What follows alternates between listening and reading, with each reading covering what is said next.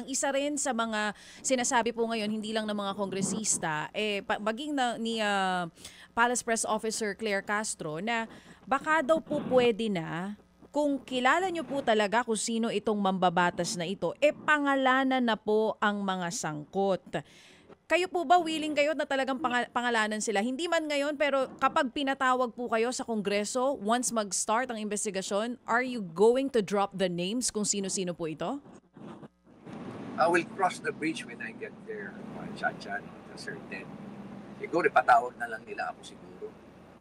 Para doon na lang siguro kami mag-usap sa Kamara.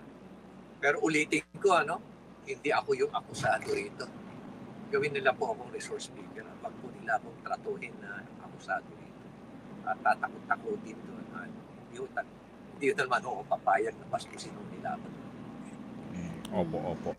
Mayor, ang sabi din po nung isang kongresista, meron din daw po siyang sariling listahan. Napakinggan niyo po ba yung sinasabi po ni Congressman Suarez? Ilalabas niya din daw po yun sa tamang panahon. Ano pong reaksyon niyo doon? Well, diyan pa lang sa mga... Doon nga ako nagtataka eh. Why is it that they are denying it when in fact, their own people, their colleagues, sila na mismo nagsasabi na totoo. Totoo eh. Kaya lang, alam mo, ang hirap, parang taong tulog na nagtutulog-tulugan na ang hirap gisingin. Ganon din sila. Alam nila lahat. Ako, imposible hong hindi nila alam kung ano talaga nangyayari. Nagpapalitan pa nga sila ng best practices eh. Kung paano plano kumita eh. Pati sa mga porsyentuhan, pinag-uusapan nung nila. Sabi nga ng isang mayor sa akin eh.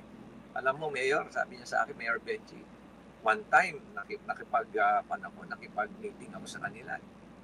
And they were talking in front of me as if I was not present. So what do you mean, Mayor? Sabi niya, they were talking about their percentages.